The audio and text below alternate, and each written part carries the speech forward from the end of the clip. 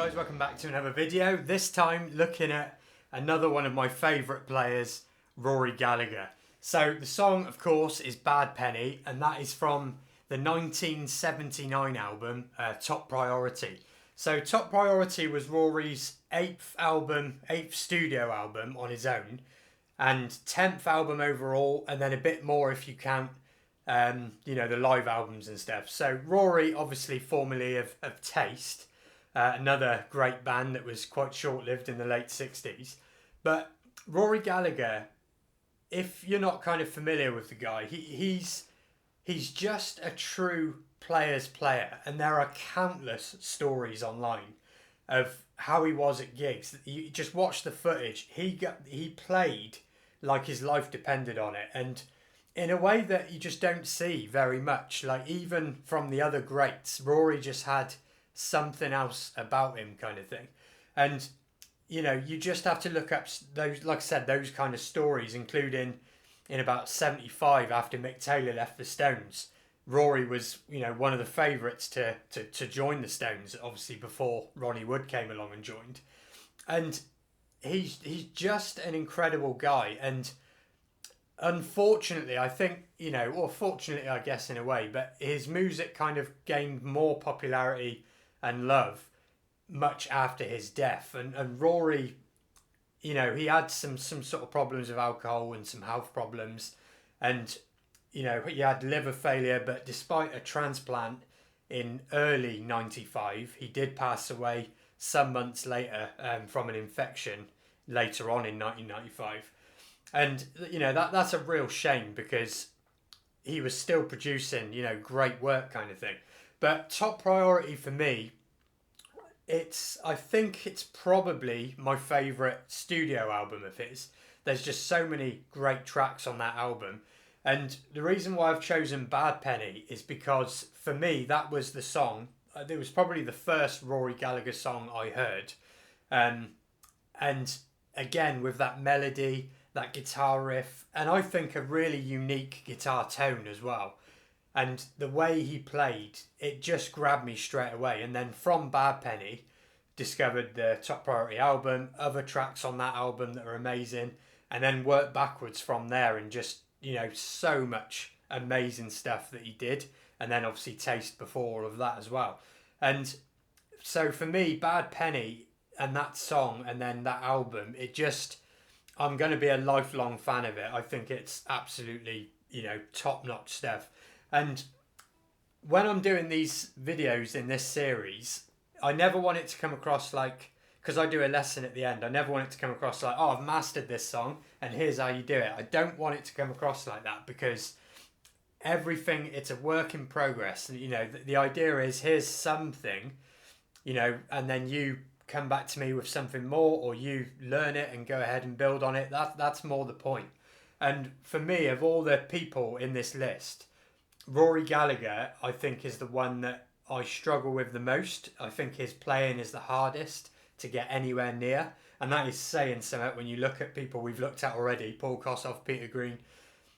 Rory, for me, is just something else in his technique and sound. I can't get anywhere near it, and I will keep trying to.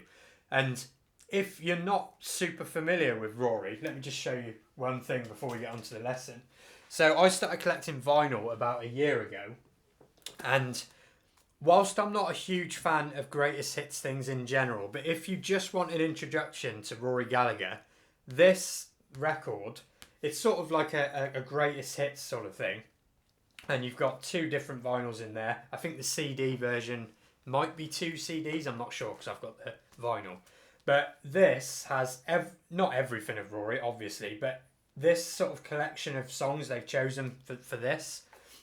If you don't know a lot about Rory, or he's just never been on your radar, you'll be a fan of Rory Gallagher after listening to this, because it is amazing. It's just so good. Pretty much every track on it you can just sit and listen to with a massive smile on your face. It's absolutely brilliant. So with all that being said, let's get on to the lesson of how to play Bad Penny. Okay then, Bad Penny by Rory Gallagher. So sound-wise, Rory was famous for his cranked AC30s, being pushed with treble boosters, those Rangemaster ones. So we're not going to be able to get that sound today Just make sure that camera's focused. But what I'm using is an amp sim by Nora DSP. It's the Morgan Suite, and they've got a kind of Voxy-ish sound. On the second position to start with, so one up from the bridge on the Strat, and we've got something that sounds like this.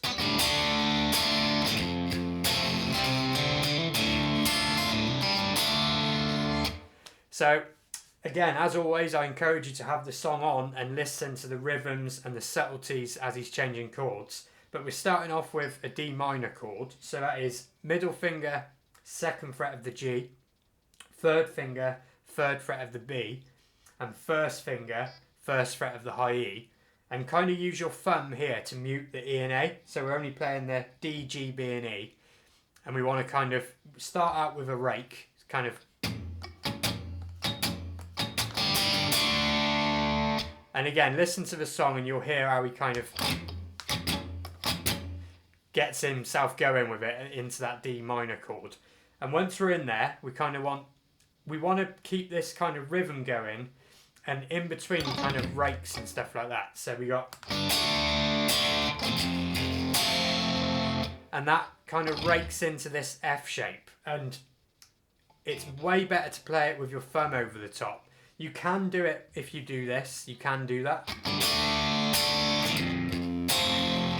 But it does make the riff a lot harder. It's much better to have your thumb over the top. So for that F chord, we want our thumb, 1st fret of the E string, 3rd finger, 3rd fret of the A string, little finger, 3rd fret of the D string, middle finger, 2nd fret of the G string, and 1st finger, 1st fret of the B string. So we got... And the rhythm, you kind of want to double tap the E string first, and then kind of strum it. But even just stick with this bit for a while and just practice that transition, because that is key to this whole riff. Is that it's that feel of how you transition in between the chords and the timing. It's quite tricky.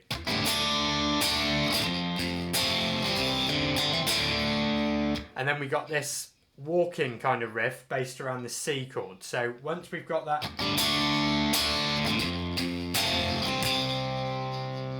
get yourself in the C position. So that's 3rd finger, 3rd fret of the A string, middle finger, 2nd fret of the D string, 1st finger, 1st fret of the B string. And the rhythm, we kind of want to go kind of like that. So for that, like I said, you're in the C position, strum the A and D strings while you're holding that C chord, open D, and then hammer onto the 2nd fret of the D,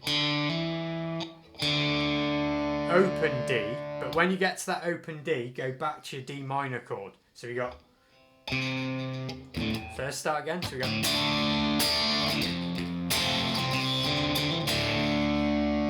just that little section. So from the C chord there, lift your middle finger up on the D, so we got an open D, and then back to D minor.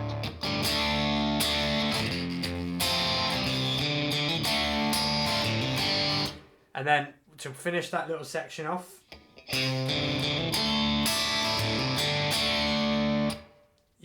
you end on the D minor and you start again on the D minor, but you've got this kind of, and all that is we're hammering on the A string to the 3rd fret, and then an open D.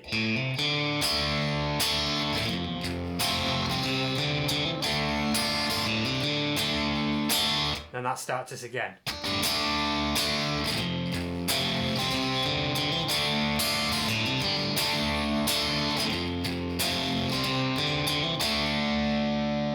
So a little bit tricky in all fairness, and definitely I've got more work to do on it as well, but hopefully that kind of helps you out with how to kind of transition in between them and walk the the notes around like this sort of stuff. And when Rory sings, he'll actually simplify that a little bit, so he kind of just focuses on the core elements of just the chord. So he might be like,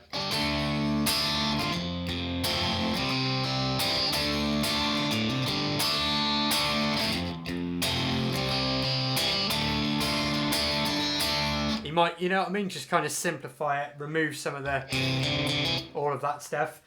And then sometimes he adds this in, which is really, really cool touch if you want to add it in yourself. So imagine we've got this again.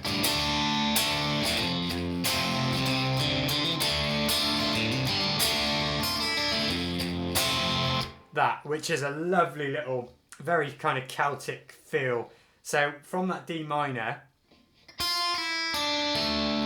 we just got that little walk. So pull off from the first fret with your first finger. So imagine you're in the D minor shape. And then walk the B and G backwards while you've still got hold of that chord. So we got...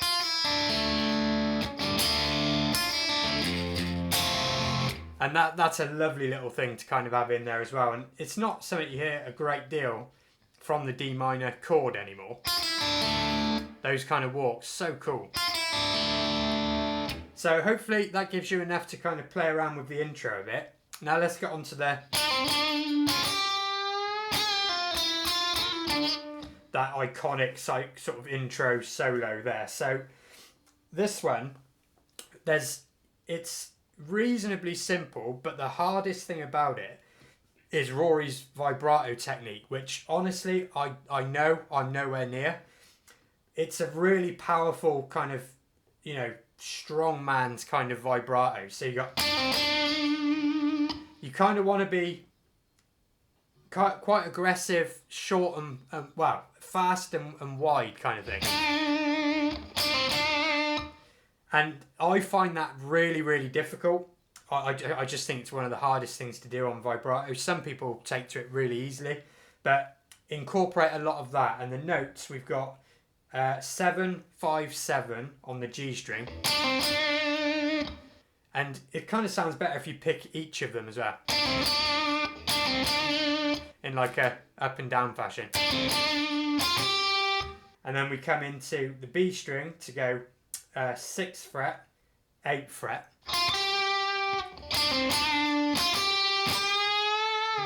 And then we've got the bend on the 8th fret of the B. But on the record, he kind of just goes...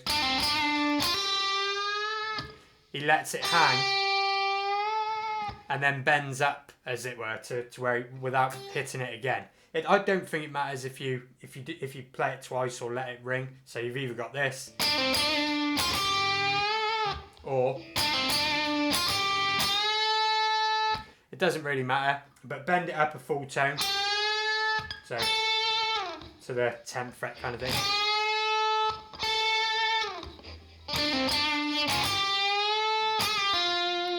And then we got this kind of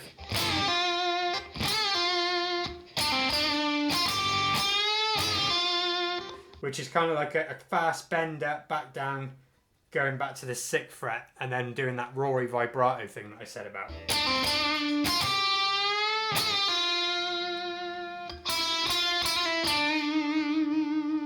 And then that bit, go to your 5th, so 5th, 6th. We got a hammer on, pull off, 5th, 6th. This is all on the B string. Then come back down to the 7th on the G. And do that Rory. That kind of thing.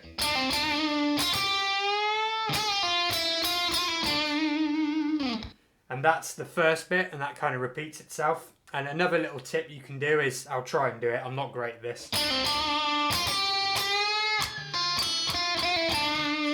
So kind of use your thumb here to try and catch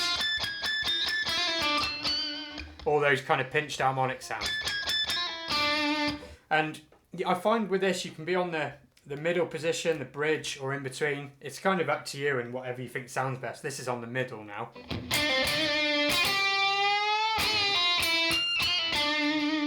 A little bit easier to catch those pinched harmonics. And then you might have seen before, you've got this.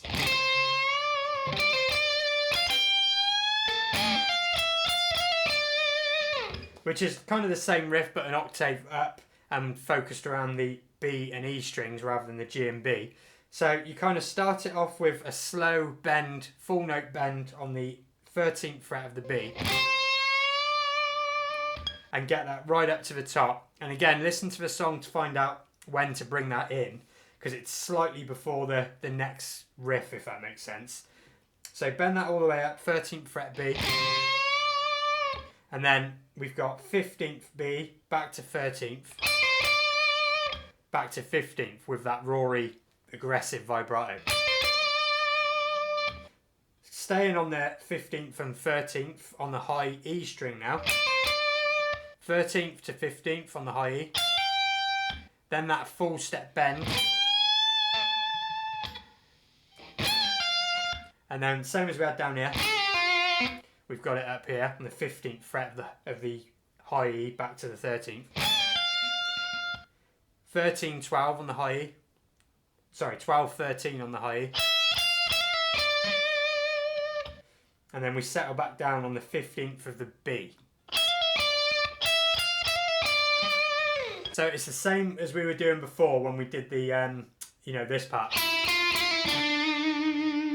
Same style of riff, just on the 12th, 13th, 12th hammer on 13th, pull off. 15th on the B string with that Rory vibrato. So both of them, just quickly, we got...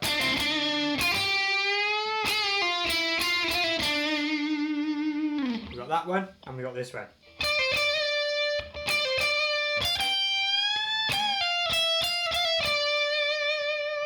And remember, we kind of, the first time round, we start that with a... And getting those bends right is really, really, really tough. I've been trying to do it for a long time, and it's, sometimes you'll get one, other times you'll miss it, and it's just being able to get that muscle memory in. So if you find it too difficult, just stick with it. I've stuck with it for ages, and I'm still not there, kind of thing. But now and again, you will catch it right, and it makes it completely worth it. So let's do a little recap then of playing the whole thing all together. So we got the intro bit.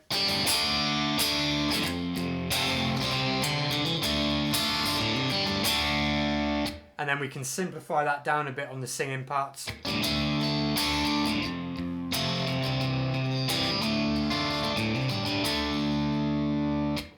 And then we've got the cool little thing he used to do live.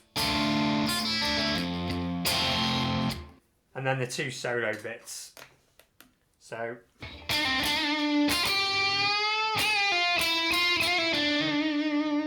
And the one down here.